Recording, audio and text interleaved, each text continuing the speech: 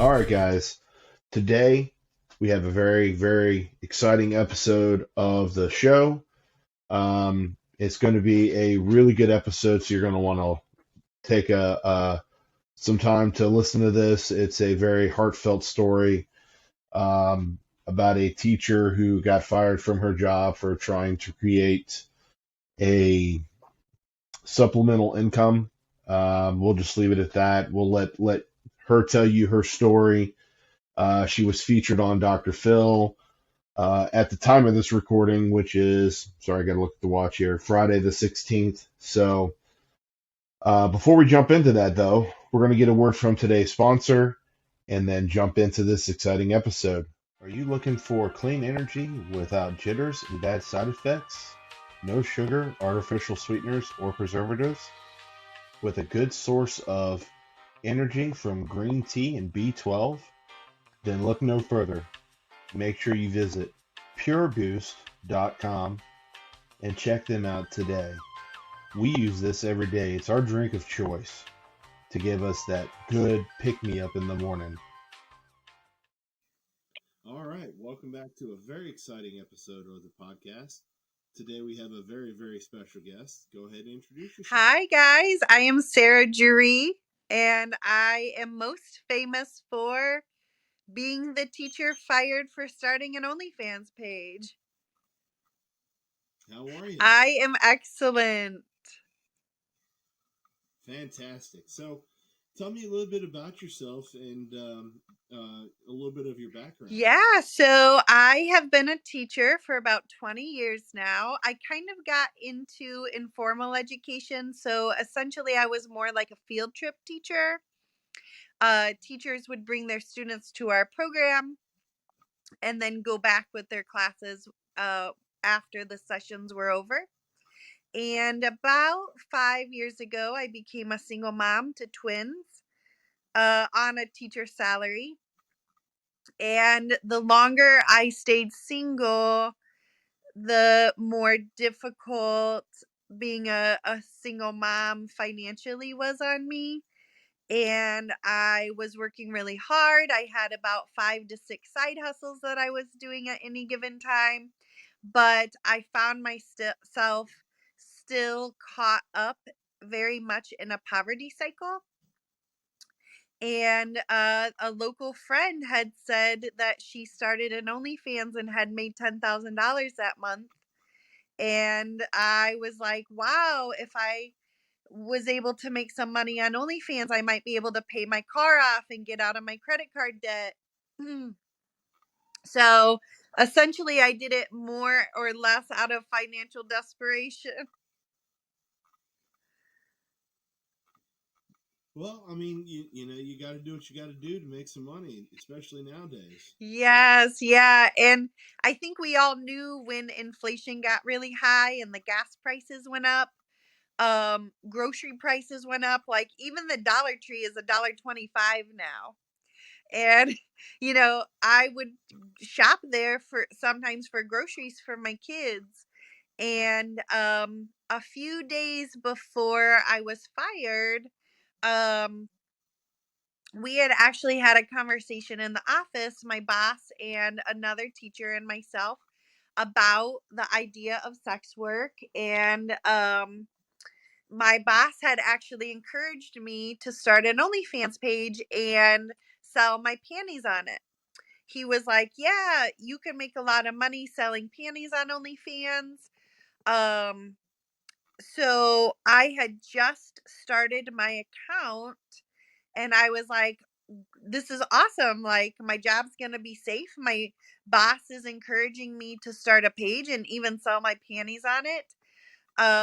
So that was a Thursday. That was my last day of teaching before I was going to have a month off from work.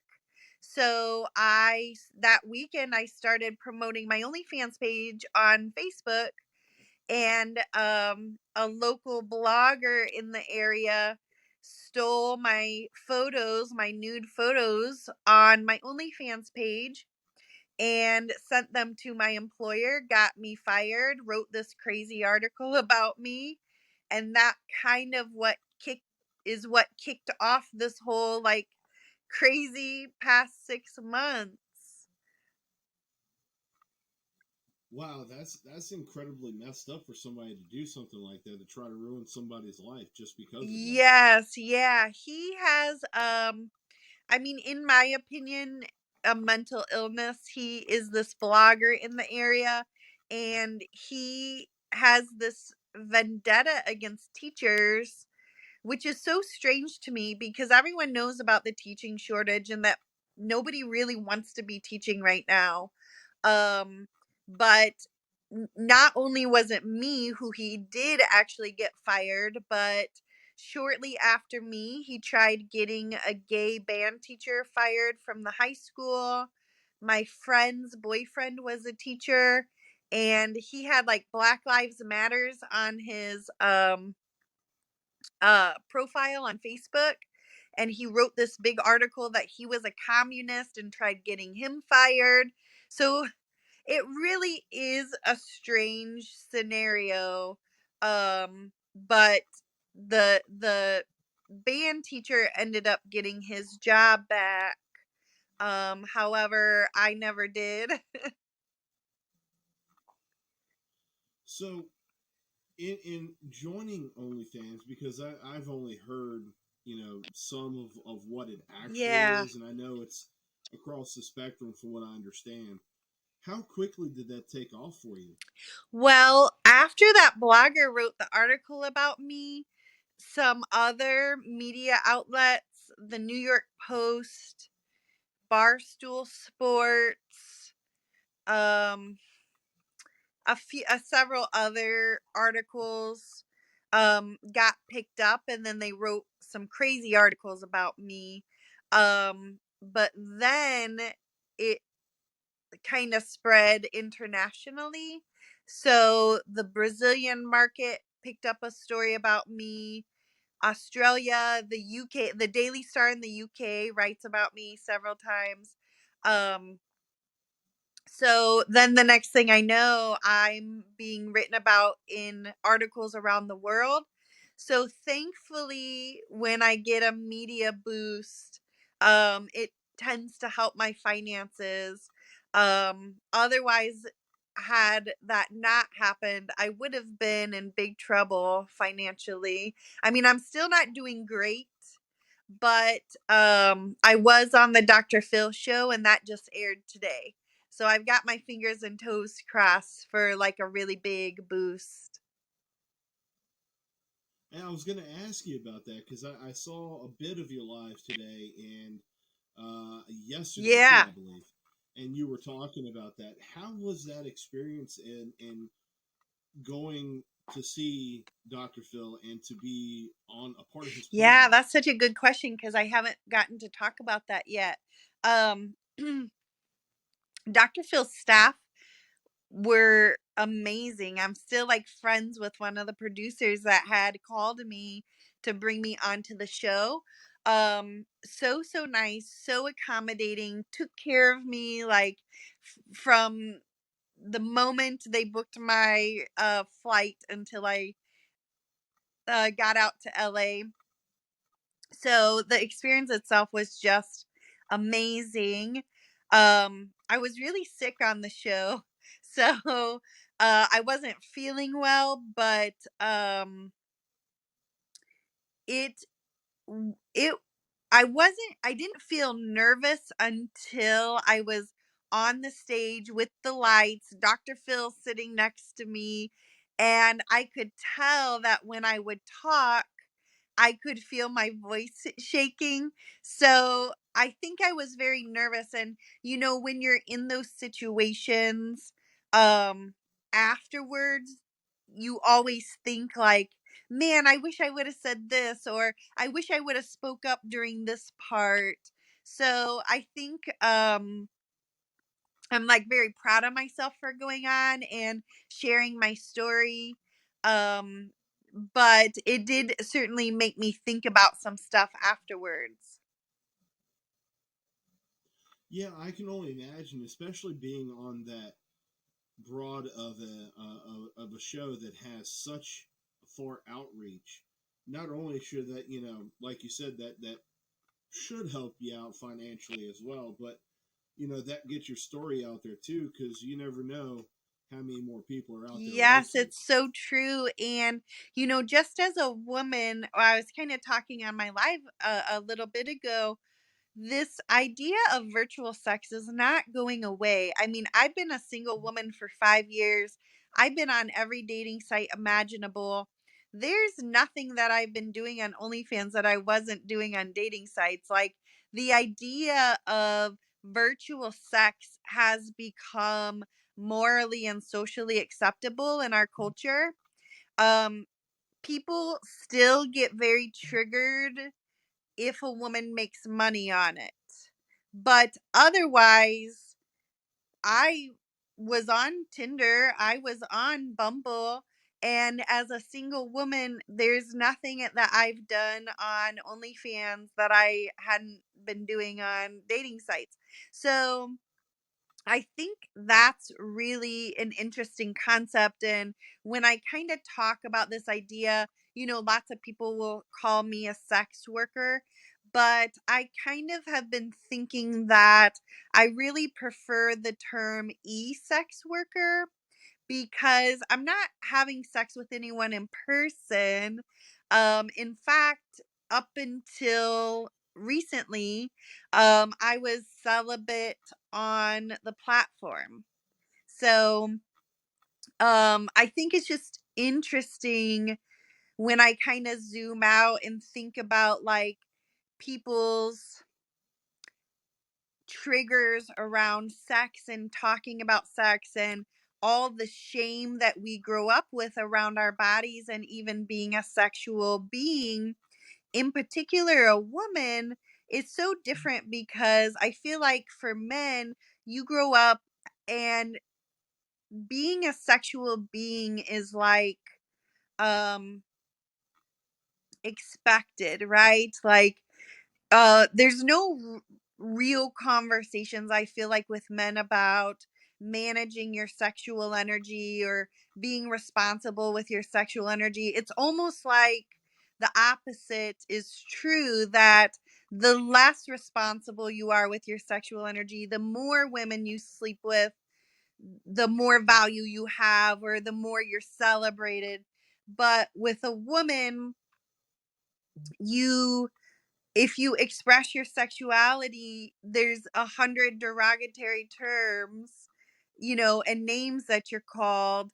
Um, and so for women, you're grown up with you grow up with the idea that you need to suppress your sexuality. You need to be this good girl, to be very hyper responsible with your sexuality, because if you're not, you're gonna be called names, and um you're gonna get some sort of stigmatism in our society. And I feel like OnlyFans is just this beautiful opportunity for women to be more free and open in expressing their sexual energy and sexuality. Not that there's still not stigma to it, but I feel like the more women that do it, the better it is for the collective. Yeah, and I couldn't agree more. I mean, it's so one sided. Even myself being of the opposite sex, it is one sided. You get a guy who sleeps with a ton of women and he's admired, but you flip that over and it's the total Yeah, and opposite. It it was shouldn't so be that way. strange to me because I talk a lot about dating sites, and I said the hookup culture that's been created, I feel like, is really detrimental to women, because I felt like a sexual consumable. And I that was actually why I became celibate, because I got so tired of men pretending they wanted to date me when they only wanted to sleep with me. um and that became like very hurtful. It created a lot of sexual trauma for me. And so then I spent the majority of my 5 years being celibate. So OnlyFans was actually a very like safe platform for me to express my sexual energy in a virtual way where I felt like safe. I wasn't really sleeping with anyone, but I could still connect in that way. So it was so strange to me because I was like, if I had been on Tinder and if I had been sleeping with a lot of men and bringing men into my children's lives, I would still have my job because, in some weird way, that scenario is more morally acceptable than me being celibate and being on a virtual sex platform. Yeah, and that does make sense. When you explain it that way, it's almost as if society has one way of doing things, and when you go against the grain, then you're dragged through the sand, so to Yeah, speak. it's so interesting. And I was thinking after the Dr. Phil show, my thoughts were swirling in my head.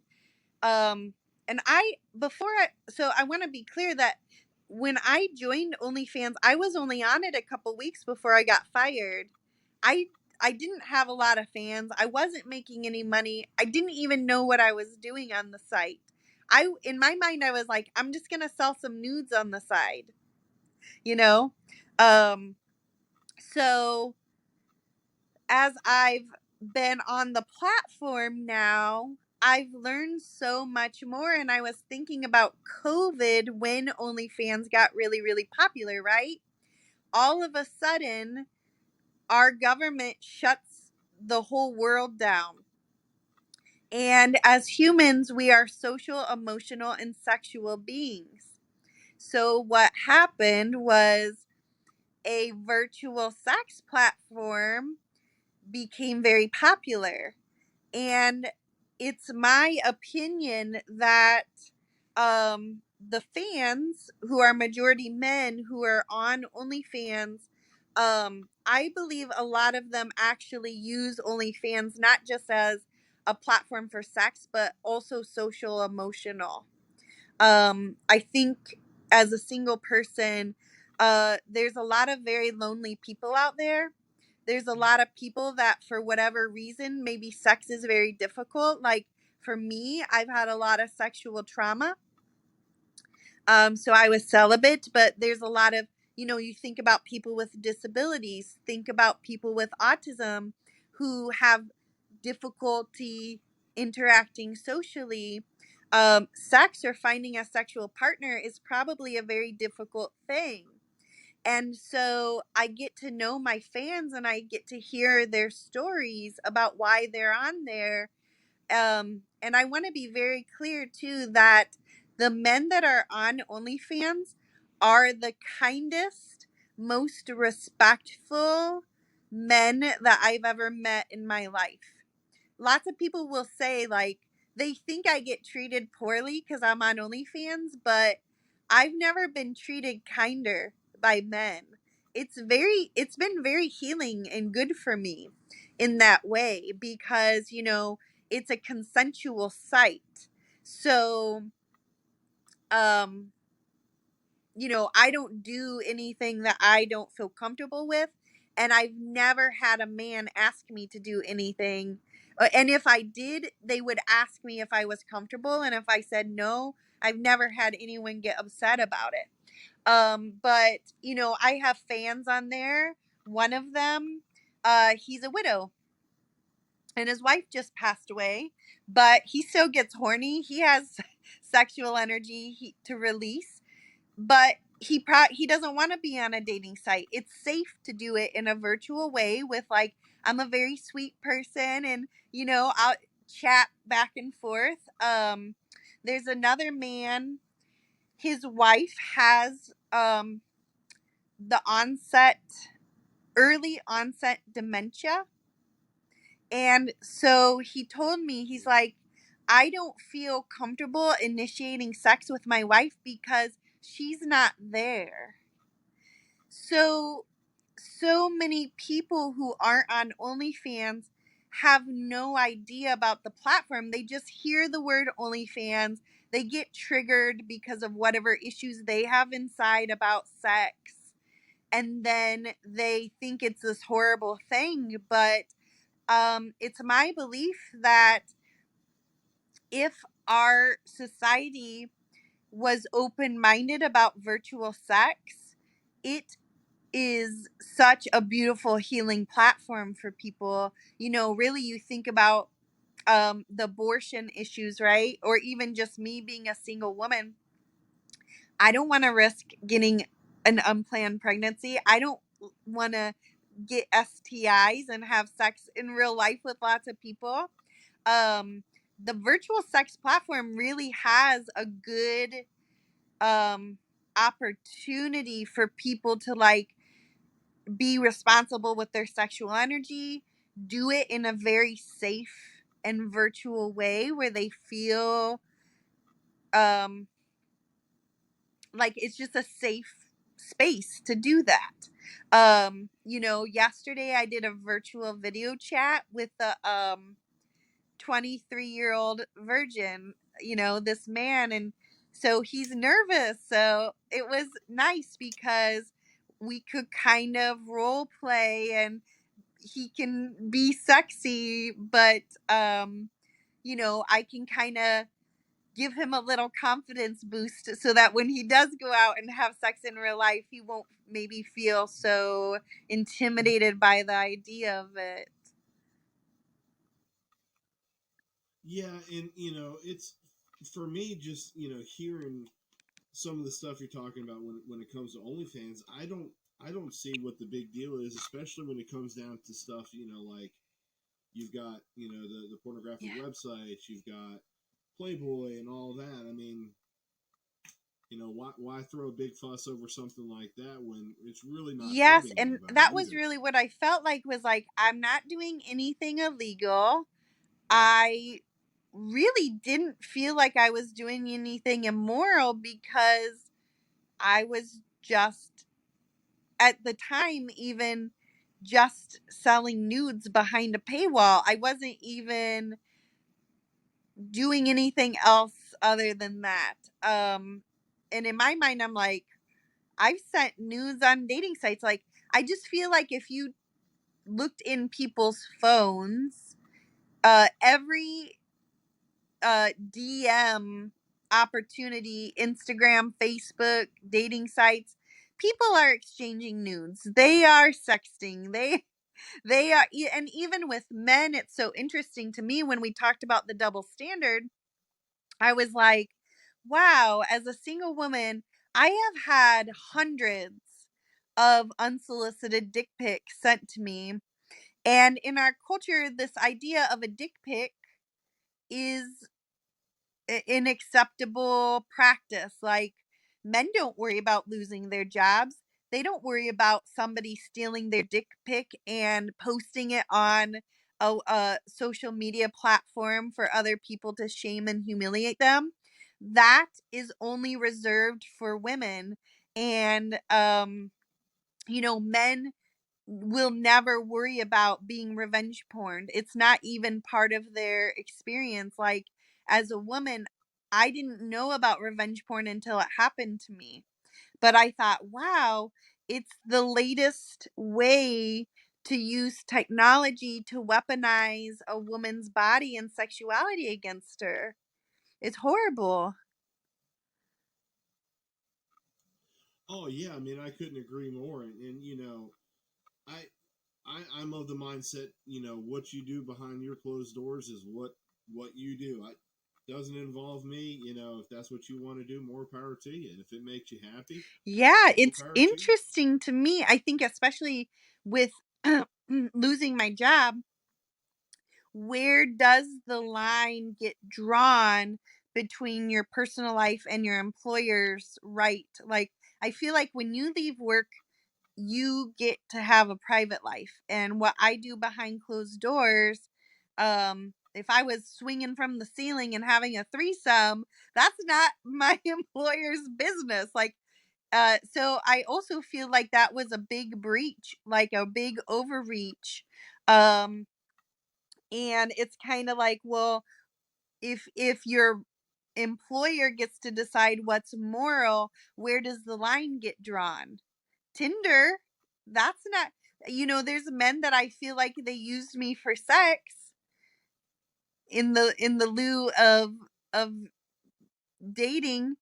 That's not moral, in my opinion. Why weren't they losing their jobs? Like, I just feel like it's a slippery slope when an employer infringes upon your private, time. And, I understand this idea that, people have certain moral standards for teachers. But at the end of the day, teachers are human. Teachers are sexual beings. And I wasn't bringing OnlyFans into the classroom. I mean, people have sexual lives, but they don't bring them to the boardroom. They don't bring them to the office. So I think it's a little crazy to me that people don't think that I was able to be a professional in the classroom with children. Um, Especially because I did go back to work. I had my OnlyFans set up for a couple weeks. I went back to work to teach summer camp for 3 weeks. And I still have the email from my boss telling me how great summer camps were. I mean, it's no different than having children in your house and having sex in your bedroom with your partner. It's like, what? Just because I was on OnlyFans? Exactly. Yeah. I mean, it's nuts. It really is. And when I saw, I don't remember exactly how I stumbled across your Instagram page, but when I started scrolling through and then I started, reading what was out there, I had to hear it from you because that's really the only way you're going to get the true aspect of the story is hear it from the Yeah, person and that's in there. it was very overwhelming to be in the news. Like, I was just a regular person, just small town Indiana girl, single mom trying to pay rent. Um and the next thing I know, I'm like a headline. But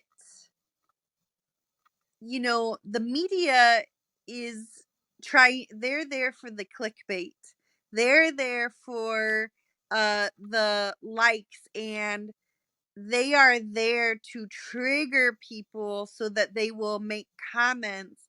And so I got sort of unfairly projected as this, like, um irresponsible teacher, or just like something like I was making kids call me by my porn name and this ridiculous stuff. The blogger called me a groomer. uh so I have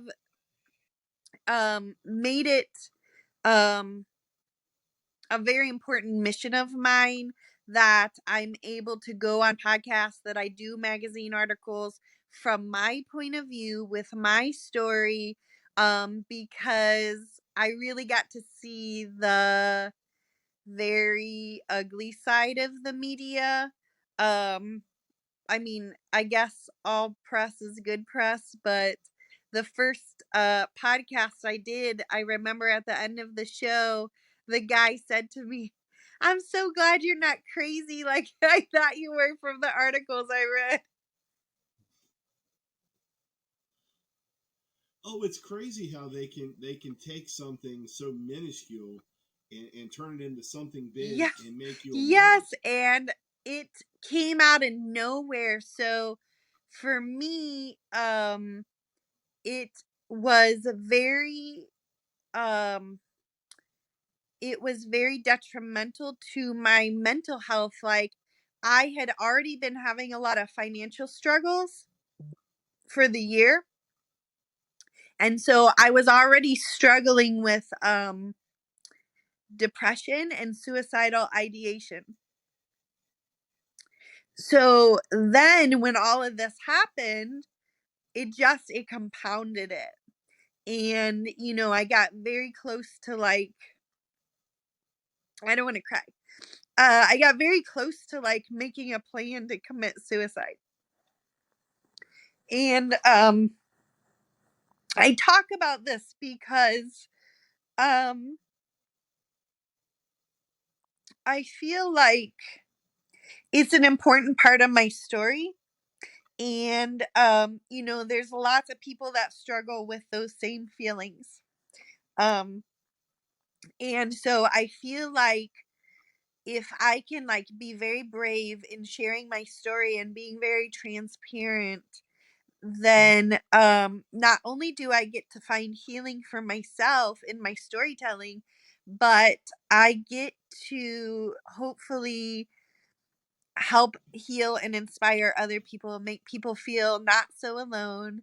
I feel like in some ways I took some daggers, um, kind of like you said, as a martyr for women, but I feel very committed to um, trying to use my story and my platform that I'm getting now to protect other women so that they don't have to get dragged through the same ordeal that I got dragged through.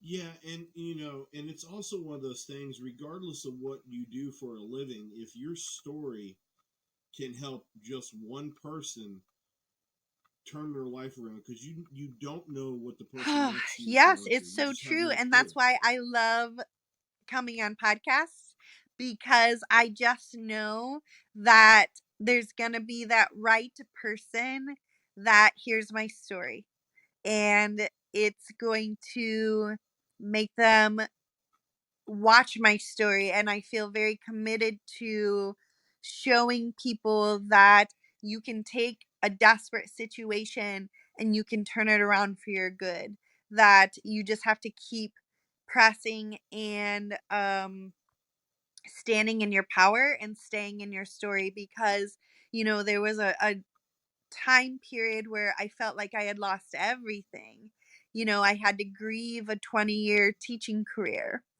And I was a damn good teacher. Like, I really um wanted kids to feel empowered and happy in my classroom, and I wanted them, like, I wanted their 5th grade memory in my classroom to be one of their favorite memories of the year. So, it was a lot of loss.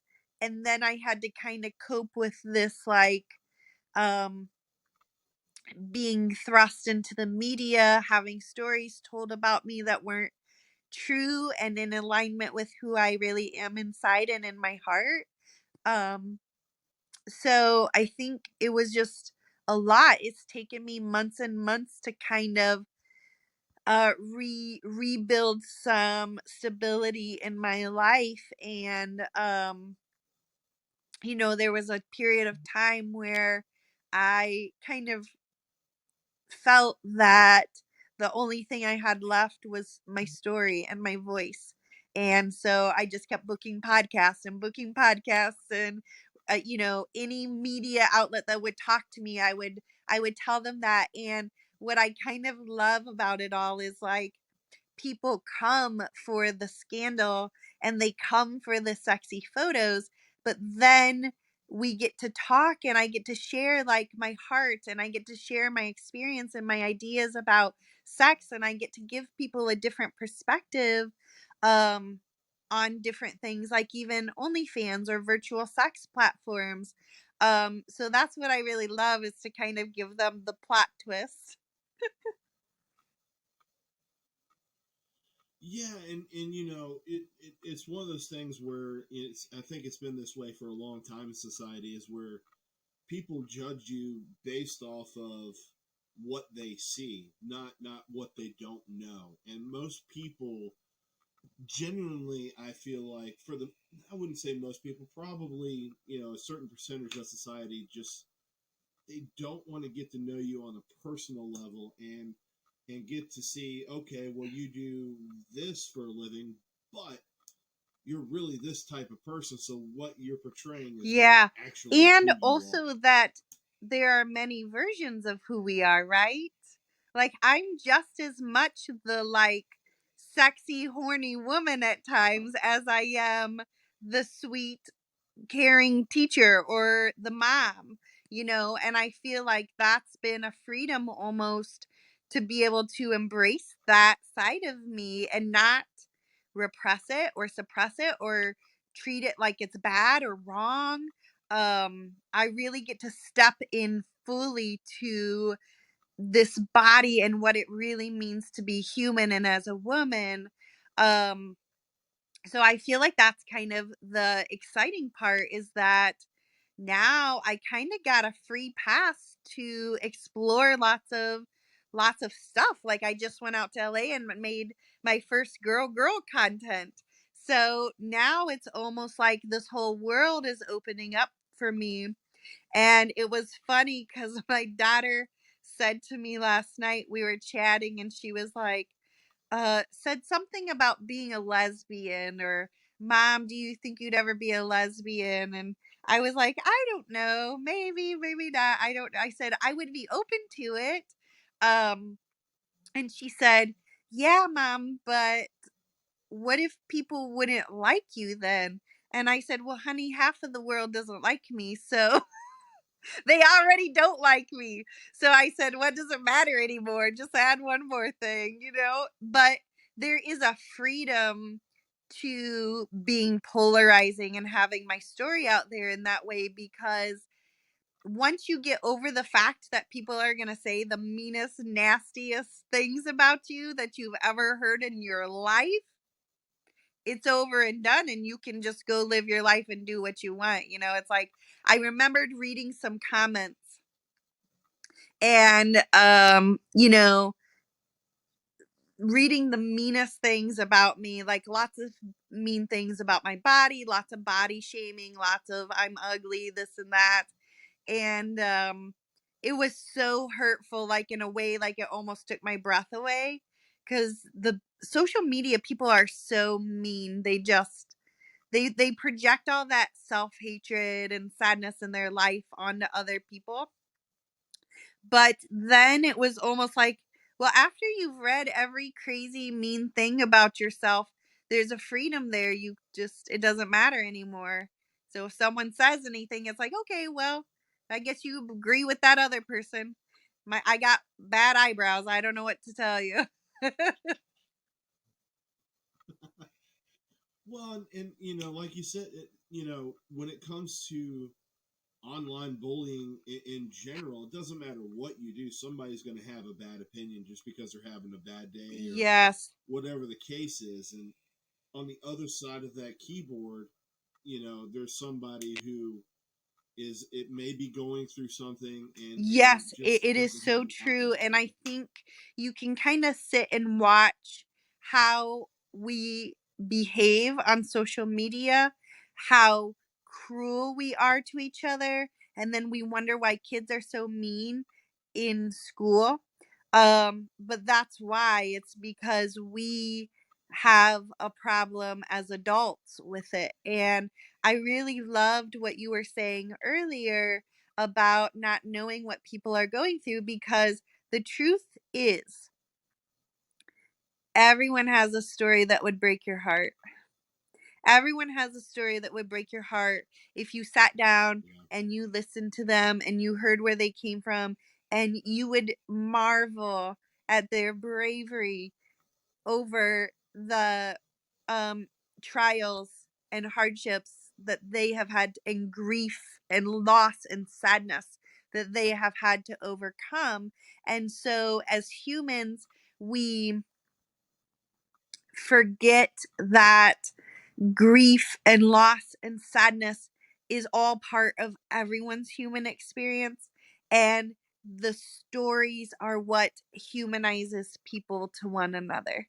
Because once you hear someone's story, if you have any empathy, you understand. And even in my situation, like I was in a financially desperate situation. You know, it's, you know, some people I didn't join OnlyFans to like be a porn star.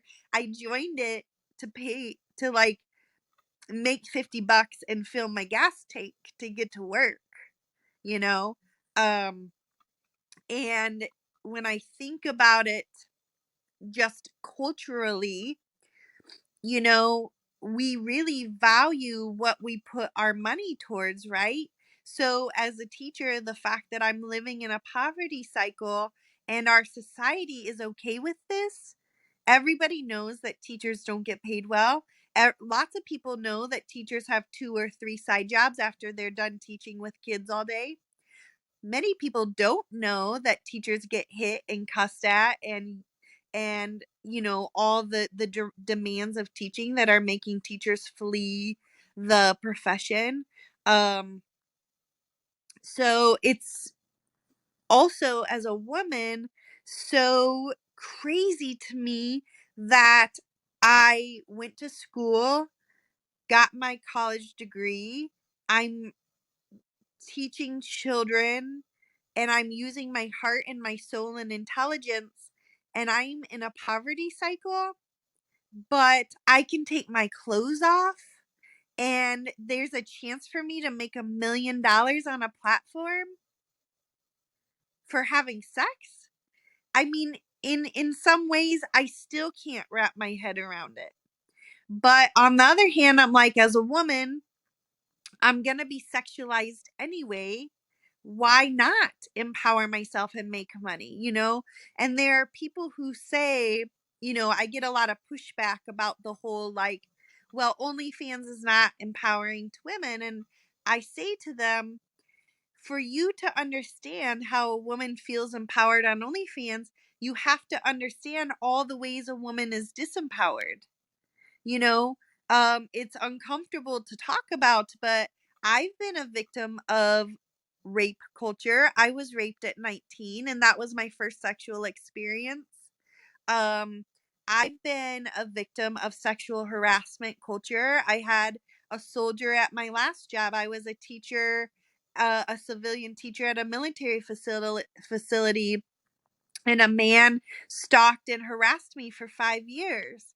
I would get death threats, and I even had my carpet lit on fire with a firework at my old residence. Um, I've been revenge porned. That's a crime against women. And then I even feel like dating sites, the hookup culture, feeling like a sexual consumable. Like, yeah, it felt really good to go on OnlyFans and to have a man say, "Hey, I'd like some nudes and I'll pay you for them." Like, for me, it took away any sense of manipulation that I was feeling on dating sites, because I'm like, "Oh, I'm gonna provide you with you know, sexually stimulating content, and you're gonna pay me for this." Oh, great. It's like transactional. So there's a level of like respect and energy exchange there that I felt like on dating sites there was such a dishonesty about people's intentions. You know, there's married people that join, or you know, people in relationships that get in a fight with their girlfriend and then go hop on a dating site. Well, I've been single 5 years. You're not even single. You haven't even broke up with someone. But that's not the way they present it, right?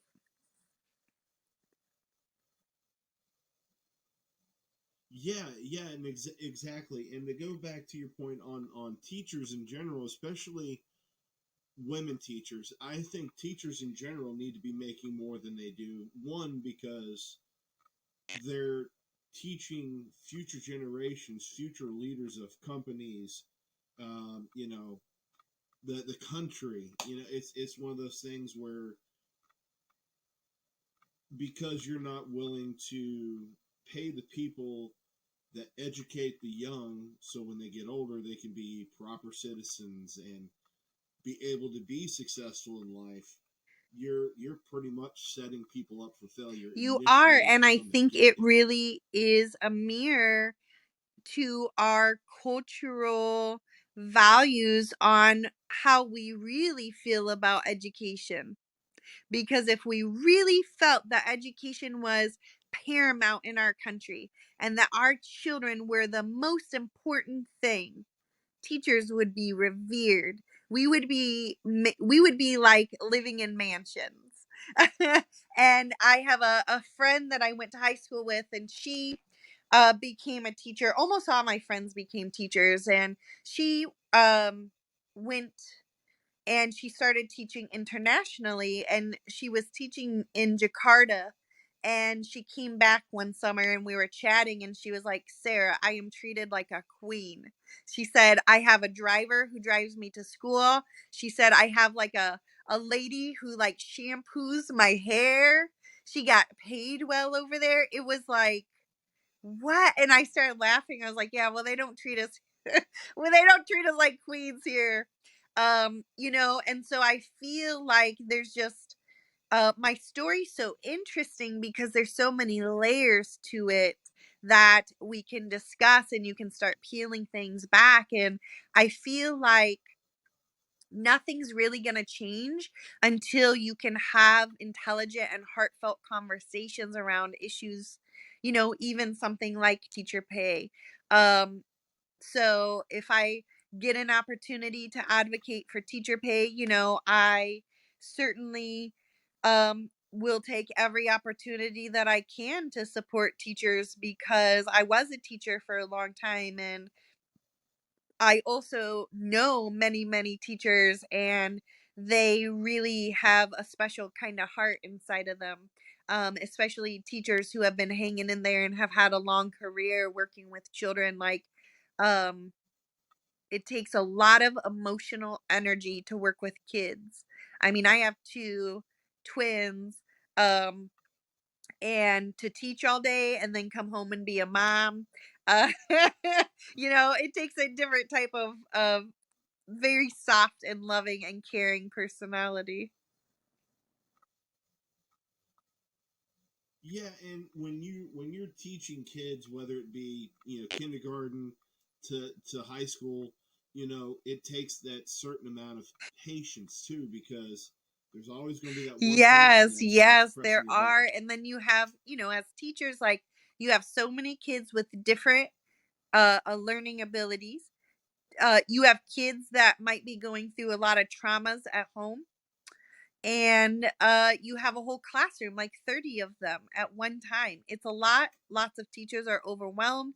Lots of teachers are burned out. So I do want to make this very clear that teachers should not be expected to be martyrs. That there really needs to be some serious policy change. And if that doesn't happen, we're just gonna keep watching the demise of um the education system in this country, because lots of teachers are leaving the profession. Or even teachers looking at my situation, and they're like, well, I can go make more on OnlyFans, why am I going to do this? And then you have the COVID years, right, where you have kids who were essentially lots of them were home for 2 years, and so now they're like 2 years behind curriculum and socially. So you have fifth graders who are not fifth graders. They are socially and academically third graders, and that was actually why I got into reading tutoring, because of COVID. You had kindergartners and first graders who were supposed to be learning reading fundamentals, but they were at home, and you really can't teach that virtually. So I had some friends that were like, can can you help my child with reading? And I was like, yes, I can, because I was hustling for, all these side jobs. I was like, yep, I did reading tutoring. I did keto coaching. I got certified in group exercise. I've lost a lot of weight in my fitness journey. I purchased sublimation equipment. I made shirts, tumblers, and mugs. I taught myself how to do that. I went in with a friend on a salon and was doing teeth whitening for a minute. I donated plasma. if there was 20 or $100 somewhere, I was gonna go earn it for myself. And see, there's nothing wrong with that. I mean, nowadays it's pretty normal for somebody to have Yes, you almost something have going to, on the especially if side, you're a single person regardless like of. myself.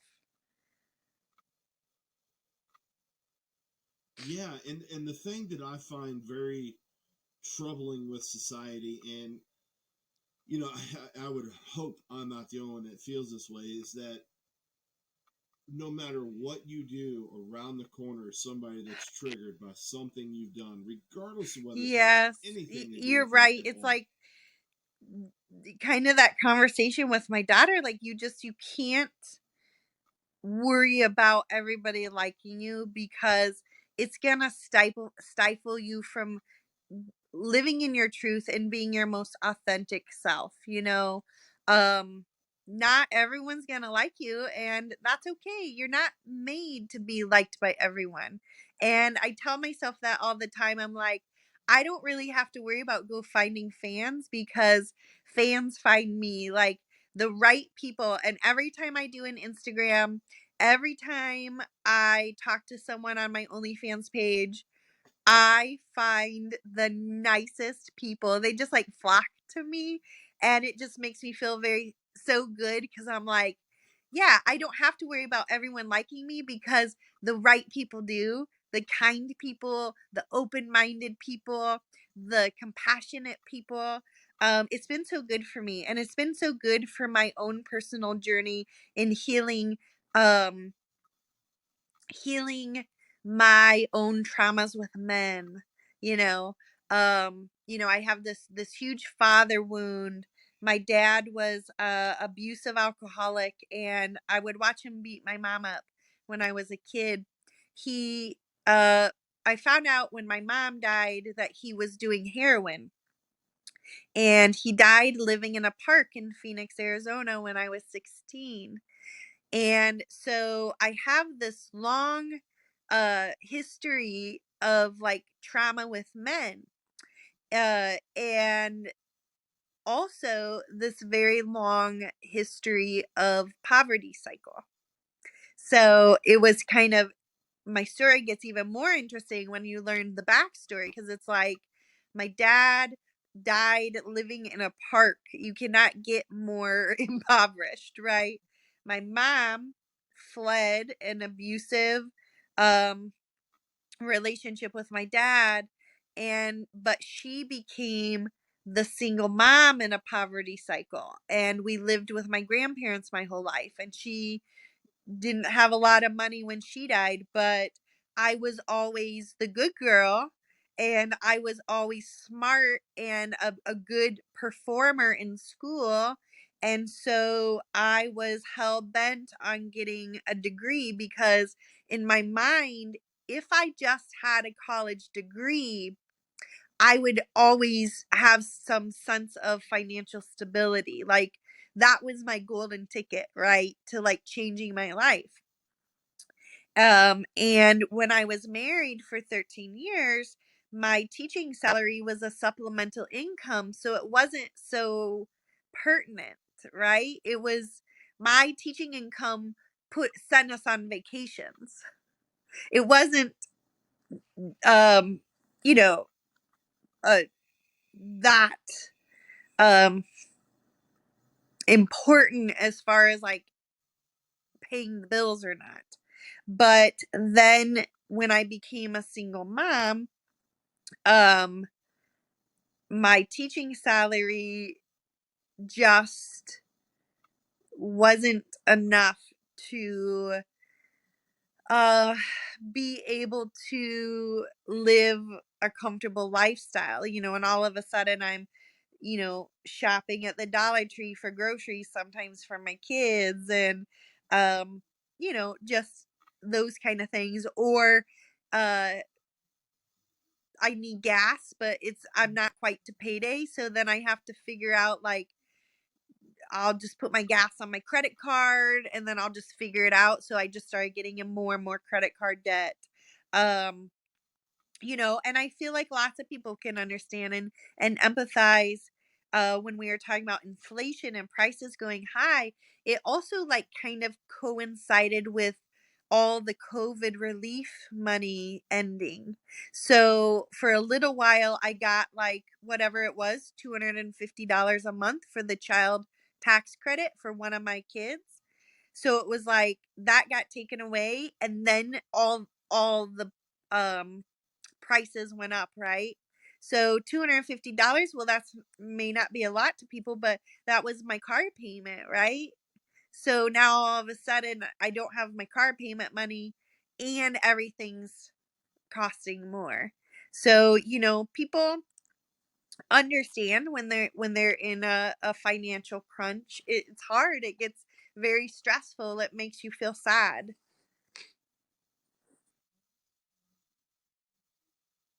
Yeah, and you're not wrong. I mean, I've been in that situation where you don't know where your next meal is going to come from. You don't know how you're going to pay your bills, and there.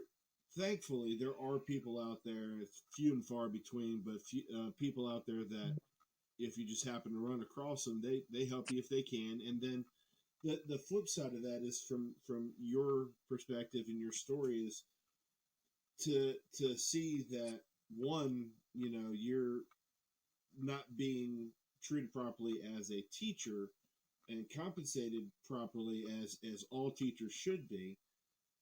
Then you go and you try to make that supplemental so you can make it and get the basics that you need to have, and then all of a sudden you're drugged through the dirt.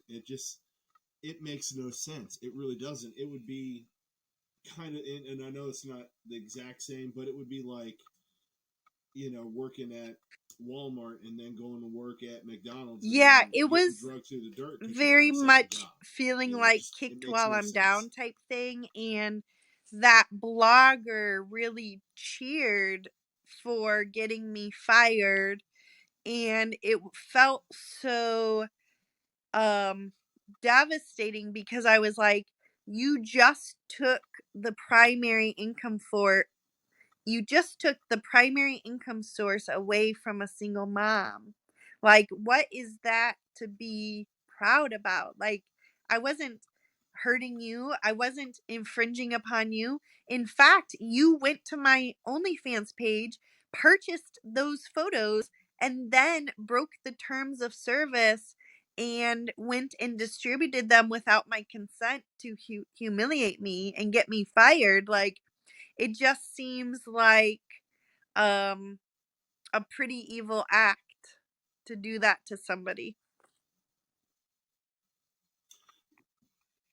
I couldn't agree more, and it's also one of those things that if you kind of think about it like I do, kind of in a not so much simpler terms, but you think of it as if you're in that situation of you've got that one person that it seems like that's all they have time for is making other Yes. people's lives miserable Yes, because they're and miserable, his blog is very and hate it makes no filled and sense. very um insane. It's the only way. Like, it is my opinion that the blogger that did this to me has some severe mental illnesses. But unfortunately, people like clickbait and they like salacious articles, and nothing was more interesting that day than some blonde nude teacher. you know and it's kind of my belief that he did it in a way to like get himself famous. But I was like, well, you can't put a nude picture of a pretty blonde, only covering my lady bits out, and not expect me like that to go viral. Like everyone be like, I want to go see the nude teacher.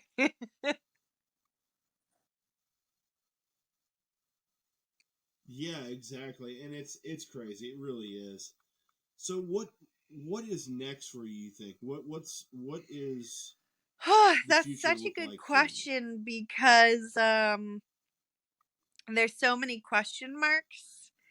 And I guess if I get to write my future, there's going to be lots of healing involved, lots of sharing my story. I would like to write a book. I really would like to um make a lot of money on OnlyFans. I'm like getting more comfortable with the idea of actually making like sex content now, explicit content. Where before I was still very like celibate, not sure.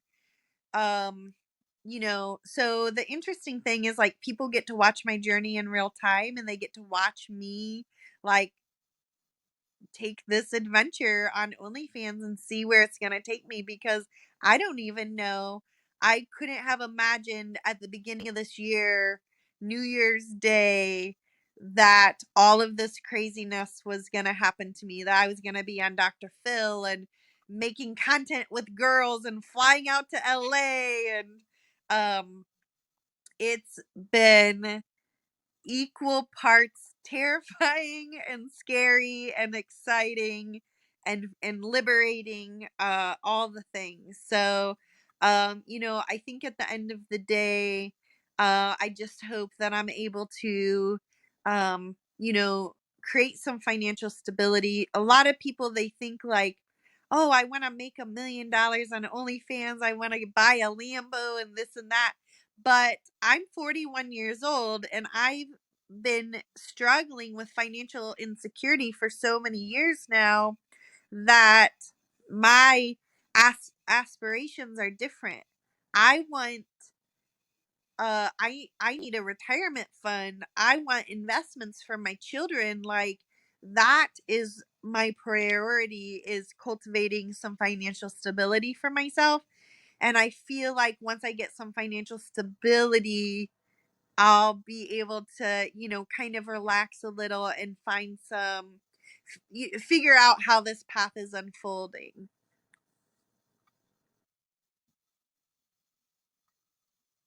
Well, listen, I appreciate you coming on my show to tell your story. I think that the more that you tell your story, the more you're going to help somebody down the road. And I genuinely feel like that.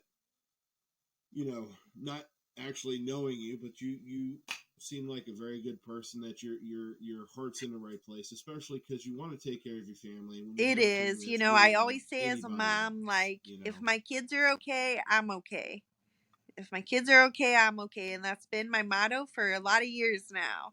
Um, but I just am so honored that you took time. You asked me to be on here, and so for me too, it's just like so humbling and such a blessing to be able to talk with people, and then someone, Joshua, like you, with such like a kind heart and lots of empathy, and really providing a platform for people to share their stories so we can feel more connected and not less connected with each other on our journeys. It's a beautiful thing, and I hope lots of people will listen. Well, I appreciate that a lot, and I wish the best for you, and It's whatever all is good. to It's got to come, be good. We've hopefully got to it's have a all good good stuff. ending. That's right. Blessed and That's it. Got to unstoppable. put that good energy out there. That's right. Yes, ma'am. Well, I appreciate it a lot. This has been a real pleasure. And Yes, they have hopefully to. more I'm good sure. things are to come. I claim it.